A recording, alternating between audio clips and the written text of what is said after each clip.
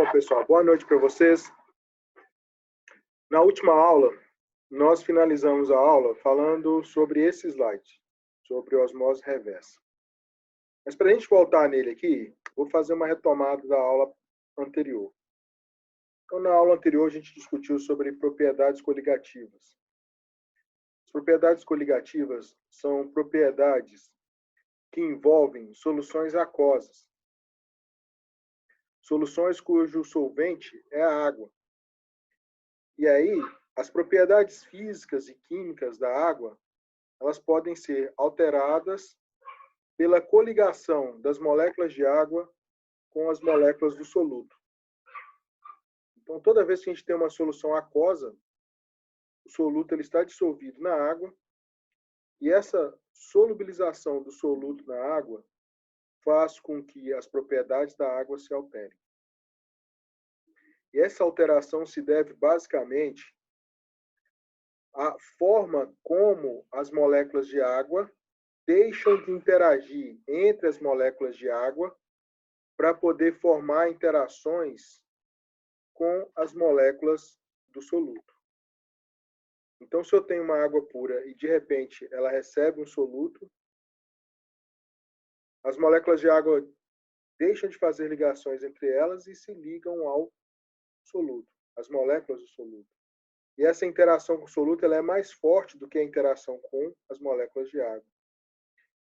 Se a interação entre as moléculas passa a ser mais forte, mudanças de estado físico, como fusão, ebulição, congelamento, solidificação ou condensação, ela tem as suas características alteradas.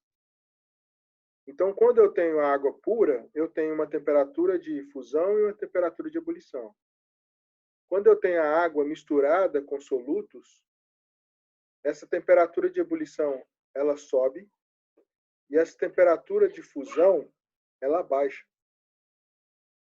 Então, se a temperatura da água é 0 grau, água mais soluto tem uma temperatura menor do que 0 grau. Se a temperatura de ebulição é 100 graus, água mais solutos tem uma temperatura maior que 100 graus. Essas características são chamadas de crioscopia e ebulioscopia. Está relacionado com o aumento da temperatura de ebulição, proporcional à quantidade de soluto, e o abaixamento da temperatura de congelamento ou de fusão, proporcional também à quantidade de soluto. Bom, existe uma outra propriedade que é a tonoscopia, que está relacionada com a pressão de vapor e que tem uma relação com a ebulição, né? Então, todo líquido ele pode passar do estado líquido para o estado gasoso, inclusive as soluções. Só que como na solução a água está fazendo interações com o soluto e são interações mais fortes, quanto maior a quantidade de soluto, mais difícil é a molécula de água passar do estado líquido para o estado gasoso. Então, menor será a pressão de vapor de uma solução quando comparada com a água pura.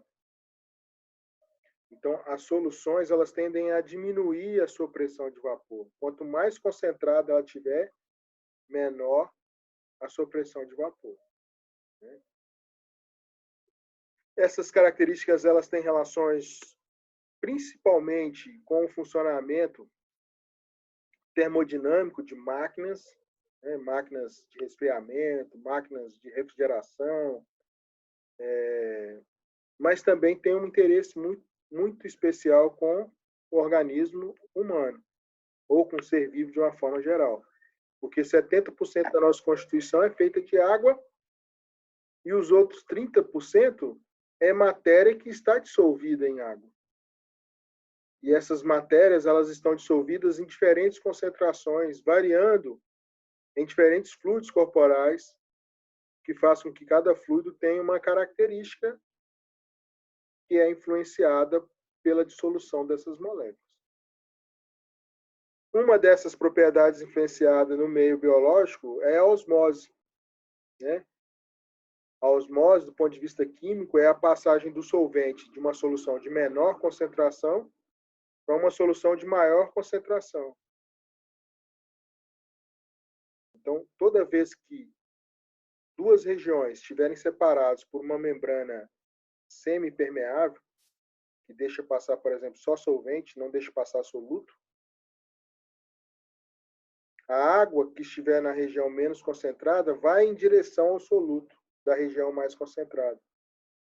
A gente tem sempre que lembrar que a água prefere interagir com o soluto do que com as próprias moléculas de água. Então, ela busca o soluto, ela busca um ambiente mais concentrado.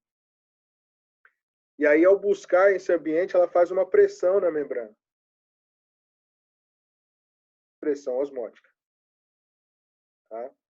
Essa pressão osmótica também pode ser calculada em função da quantidade de soluto, né? Numa equação que a gente viu que é PV igual a nRT. Pressão vezes volume igual a número de mols vezes constante vezes temperatura. Mas o que eu preciso que vocês entendam é que a pressão osmótica é proporcional à quantidade de soluto. Isso é extremamente interessante, por exemplo, na formação do ATP, lá na cadeia transportadora de elétrons. Quando os NADs e os FADs vão entregando os elétrons nos complexos enzimáticos da membrana interna da mitocôndria, vai havendo um bombeamento de íons H+, de dentro da mitocôndria para o espaço intermembrana da mitocôndria. Aquilo vai aumentando demais a concentração de hidrogênio ali. Esse aumento da concentração de hidrogênio faz com que a água saia de dentro da mitocôndria. Para que a mitocôndria não se desidrate, a mitocôndria possui uma estrutura, que é a ATP sintase, que pega essa energia acumulada ali com os hidrogênios e volta com esse hidrogênio para dentro da célula. E aí essa energia que estava acumulada no gradiente de hidrogênio é transferida para a formação do ATP. Isso tem uma relação também com a osmose, com a pressão osmótica. E a gente tem que sempre lembrar que pressão está relacionado com força, que é aplicada sobre a área. E se eu tenho uma força sendo exercida, é porque eu preciso de energia para obter essa força.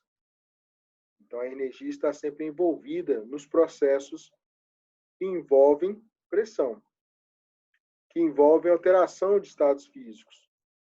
Tá? Bom, a passagem do solvente do meio menos para o mais concentrado é chamada de osmose, né? E essa osmose, ela acontece porque a pressão osmótica ela é maior do que a pressão que está sendo exercida sobre o outro lado, aonde é maior a concentração de sal. Vejam, por exemplo, esse primeiro aparato experimental aqui, ó. Eu tenho um tubo comunicado, né? Um tubo de ensaio, que tem uma comunicação aqui. E no meio dessa comunicação eu tenho uma membrana semi-permeável. E aqui em cima eu tenho um êmbolo. Tá? Nessa parte da direita, do tubo da direita, eu tenho uma solução aquosa de glicose. Água mais soluto. Na parte esquerda eu tenho água pura. Bom, se esse êmbolo aqui exerce uma pressão menor do que a pressão osmótica, que é a pressão provocada pela passagem da água do meio menos para o mais concentrado, vai haver osmose. Tá?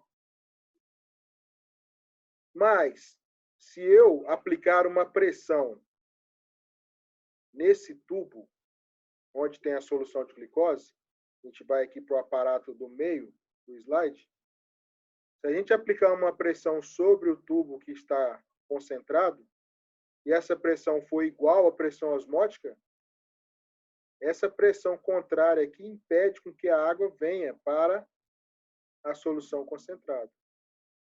Então, não há osmose. pois a pressão é igual à pressão osmótica. Pressão osmótica é identificada pela letra π, letra grega π. Se eu continuar aumentando essa pressão até chegar aqui no último experimento, e essa pressão for maior que a pressão osmótica, eu pressionar esse êmbolo aqui, o que acontece é que vai haver uma passagem do solvente do meio mais concentrado para o meio menos concentrado, por uma diferença de pressão. Isso é chamado, então, de osmose reversa, porque o sentido natural da osmose é do menos para o mais concentrado. A osmose reversa tem uma aplicação extremamente interessante do ponto de vista industrial, em processos, por exemplo, na área da saúde, como a hemodiálise, né?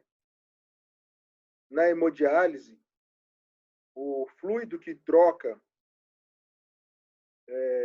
que é utilizado na máquina de hemodiálise para remover as toxinas e funcionar como um rim para os pacientes que estão submetidos à hemodiálise, o líquido que tem ali é um líquido com uma osmolaridade igual à osmolaridade do sangue, né? E a máquina, por diferença de pressão, faz com que as substâncias passem do sangue para o líquido, fazendo então essa filtração artificial. Porém, para eu ter esse líquido, eu preciso de passar essa água que constitui esse líquido de filtração por um processo de purificação. E essa purificação é a purificação mais completa que existe, que é a purificação por osmose reversa. Então, a água que chega numa clínica de hemodiálise, que é fornecida pelo sistema de abastecimento público, por exemplo, a CESAM, aqui na nossa região, ela passa por uma série de filtros normais, filtros que inclusive tem na nossa residência, poros, carvão ativado, e depois entra numa máquina de osmose reversa. E por meio de pressão e de membranas de nanofiltração, a água tem todos os seus sais removidos. E aí eu tenho uma água pura, sem sais. Essa água passa por um processo de desinfecção, de remoção de todos os vírus e micro-organismos que existem, e ela se torna, então, ultra pura. Pura e estéril. E aí ela segue para ser adicionada, então, de sais que vão promover uma concentração de soluto que tenha a mesma osmolaridade do sangue, para poder, então, passar pela máquina de diálise e promover processo de filtração artificial. Então, para que eu chegue na concentração osmomolar adequada para a máquina, eu preciso primeiro remover todos esses sais. Tá?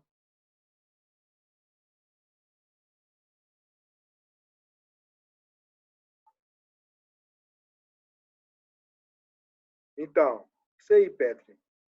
Essas máquinas elas são extremamente pesadas porque, normalmente, os filtros são filtros que são submetidos a altíssimas pressões, né?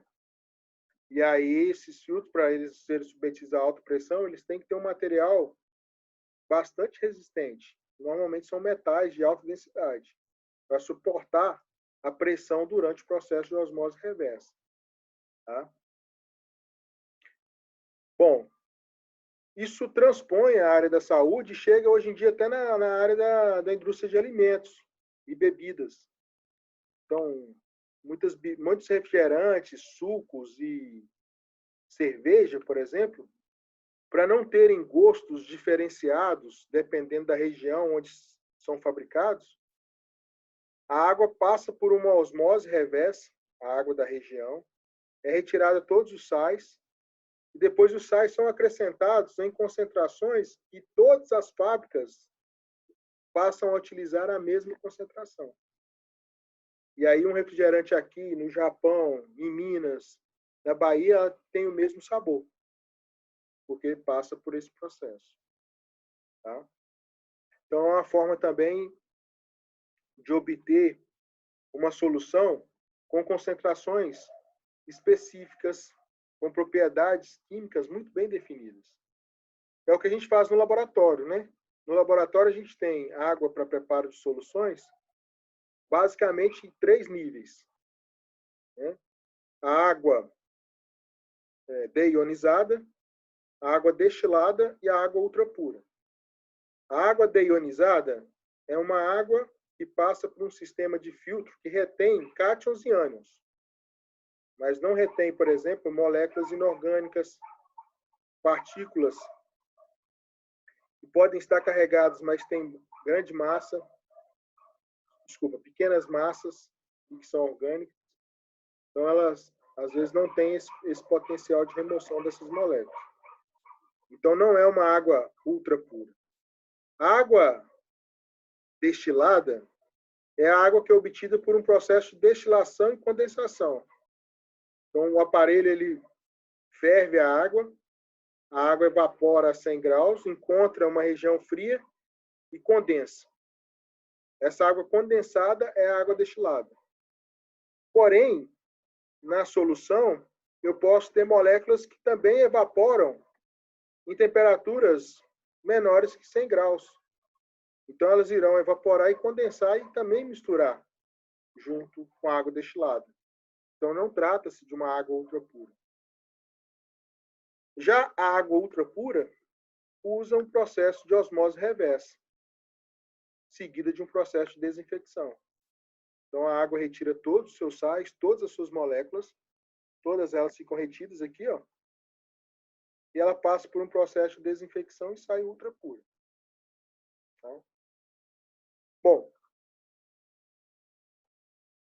então, tonoscopia, crioscopia, ebulioscopia e osmoscopia são propriedades alteradas pela presença do soluto. No final da aula passada, essa é a equação que trabalha, então, a osmocopia. Como se calcular a pressão osmótica? Então, para se calcular a pressão osmótica, eu levo em consideração a molaridade, concentração de soluto, vezes uma constante, um valor que foi utilizado para otimizar e para ajustar a equação, e a temperatura em graus Kelvin, que é 273 mais a temperatura em graus Celsius. Como a molaridade é o número de mols pelo volume, se eu substituir a molaridade por número de mols sobre o volume, eu chego nessa equação final. P, ou π, que é a pressão osmótica, vezes o volume dividido por N1, que é o número de mols do soluto, vezes R vezes T. Então, a pressão osmótica ela é diretamente proporcional à quantidade de soluto à temperatura. E se eu passar esse V que está multiplicando para cá, dividindo, para ficar aqui de baixo, a pressão osmótica é inversamente proporcional ao volume. Tá? Professor? Oi. No caso π, seria a pressão osmótica, mas está dizendo também que a pressão osmótica é representada pela letra P. Eu não entendi direito. Pela letra? Ah, P, né? Esse aqui Isso. é um Pzinho aqui, mas na verdade o correto é π. É porque é um P grego também, tipo um P itálico. Mas a forma correta é π, tá? Vou consertar aqui. Ah, sim, entendi. Bom, então olha só. Se eu pegar, por exemplo, duas regiões e submeter uma delas sob pressão, quanto maior a minha pressão aqui, ó, menor será a minha pressão osmótica. Ó, eu posso aumentar tanta pressão que nem tem pressão osmótica mais. Não tem passagem de água do menos para o mais. Então, a pressão osmótica ela é inversamente proporcional ao volume. Quanto menor o meu volume, se eu reduzir o volume, pressionar, maior a minha pressão.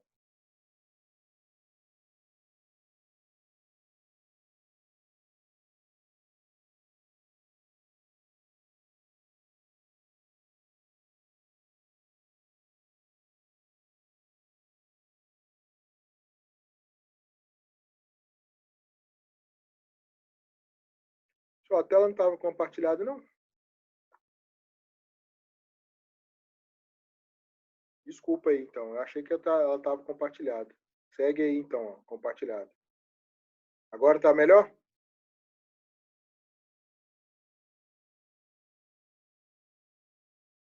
Bom, vamos lá, então.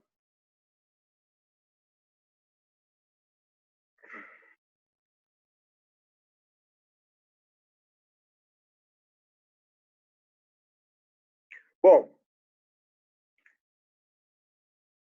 se eu, então, dissolvo um soluto na água, eu altero as características da água, né?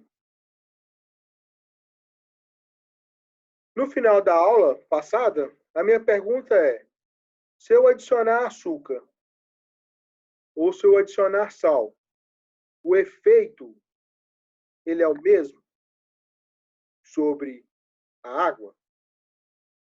Se eu adicionar, por exemplo, 1 mol de açúcar, 330 gramas de açúcar, e 1 mol de NaCl, 58,5 gramas de sal, quem terá o maior efeito sobre a água que está fervendo aqui? Por exemplo, quem vai fazer com que essa água aqui volte a ferver numa temperatura maior? Quem irá fazer com que essa água volte a ferver em um tempo maior? O açúcar ou o sal? Quem, na opinião de vocês?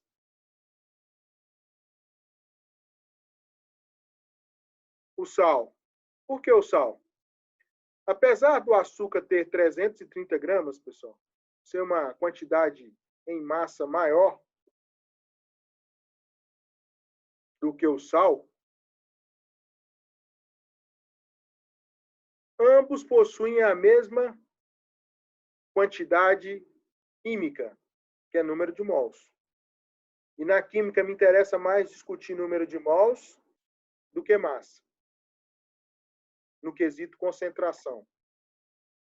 Então, as propriedades coligativas, elas sofrem influência não do número, não da massa, da concentração comum, mas sim da concentração molar, do número de mols. O açúcar e o sal têm o mesmo número de mols, mas o sal ele tem uma capacidade de alterar mais as características da água, porque o sal ele sofre o que a gente chama de ionização. O NaCl, quando ele entra em contato com a água, na verdade ele rapidamente se transforma em Na+, e Cl-. O açúcar, quando ele entra em contato com a água, ele não se transforma em açúcar mais, açúcar menos. Ele continua açúcar. O NaCl não, Na+, Cl-. Essa ionização em dois íons, cátion e ânion, faz com que as moléculas de água interagem com o cátion e interagem com o ânion. Isso faz com que as propriedades coligativas entendam que tem duas partículas ao invés de uma. Então, ao invés de ter 1 mol, é como se aqui tivesse 2 mols. 1 mol de Na+, 1 mol de Cl-. Isso dobra, pode chegar até a dobrar a propriedade coligativa. Então, olha lá. A propriedade coligativa ela depende do número de partículas do soluto. Para solutos iônicos, eu tenho a característica de dissociação, que aumenta o número dessas partículas. Então, toda molécula que faz ligações moleculares, elas vão ser consideradas apenas uma partícula. Já os compostos iônicos, como os sais, as bases e algumas moléculas, como os ácidos, eles podem sofrer dissociação e se comportar como solutos iônicos, gerando, a partir de uma molécula ou de um composto iônico, duas ou mais partículas. Então, o NaCl, por exemplo, Na+, Cl-, duas partículas. O CaCl2, Ca2+, 2Cl-, três partículas. O HCl, H+, Cl-, duas partículas. O CaOH2, Ca2+, OH2-. 2OH-, desculpa. Três partículas. Então, eu vou, de acordo com a dissociação ou a ionização desses compostos, eles vão fornecer um maior número de partículas. E aí, a lei de Howard, que nós discutimos sobre a relação das propriedades coligativas com a concentração, ela precisa de ser ajustada por um fator, que é o chamado fator de Van 't Hoff. Então, o que acontece é que o fator de Van 't Hoff, ele calcula a quantidade de partículas que realmente irá influenciar na propriedade coligativa. Ele é a soma de 1 mais alfa vezes Q menos 1. Alfa é o grau de ionização ou dissociação da substância. E Q é o número total de íons liberados na ionização. Então, vejam o NaCl. Libera um cátion e um ânion. Libera dois íons. Cátion, ânion.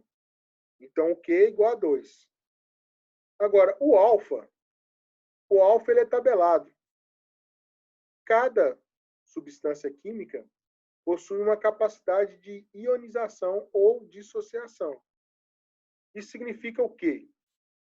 Que o NaCl, de cada 100 moléculas de NaCl, por exemplo, pode ser que 80 irão ficar na forma de íons e os outros 20 vão ficar na forma ligada. Ou que 90 vão ficar na forma de íons e que 10 vão ficar na forma ligada. O que me interessa é a quantidade que ficou na forma de íons. Então, eu tenho que ajustar essa quantidade de íons pela quantidade que está relacionada com a capacidade de ionização de cada substância. Então, por exemplo, se de 100 moléculas de NaCl, 80 se dissociam,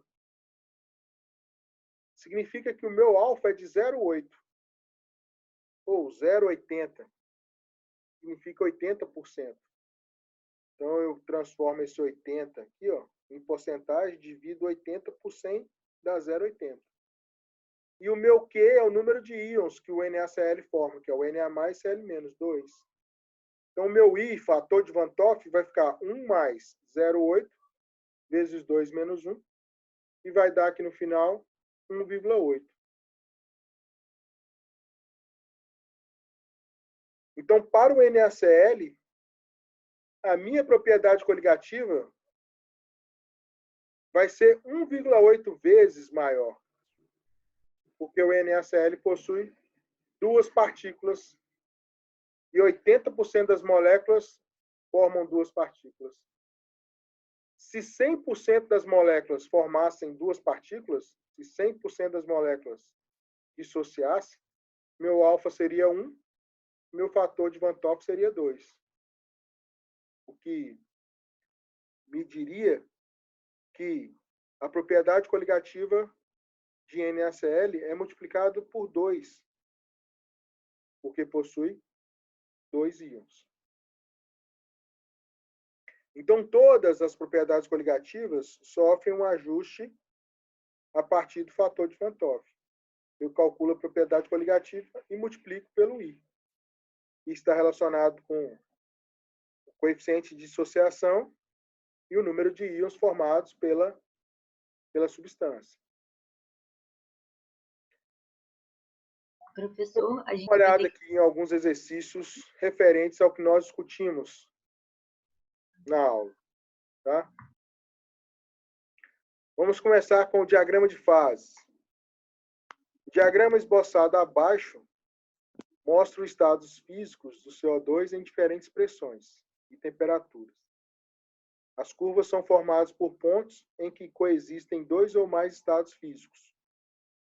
Um método de produção do gelo seco, CO2 sólido, envolve compressão isotérmica do CO2 gasoso, inicialmente a 25 graus Celsius e 1 atm, até passar para o estado líquido. E depois uma rápida descompressão até 1 atm, processo no qual ocorre forte abaixamento de temperatura e aparecimento do CO2 sólido. Em 1, a pressão mínima a que o CO2 gasoso deve estar submetido para começar a liquefação, a 25 graus, é Y. E em 2, a temperatura deve atingir X. De acordo com o gráfico, determina os valores de X e Y. Então, olha só. Esse aqui é o gráfico chamado diagrama de fases para a molécula de CO2. Tá? E eu posso obter CO2 sólido a partir de CO2 gasoso, aplicando essas condições. Numa determinada pressão, numa determinada temperatura, que é Y e X. E a partir desse gráfico que é padrão, eu tenho que calcular o X e o Y. A aula vai acabar agora. Vou reabrir a próxima aula e a gente resolve esse exercício.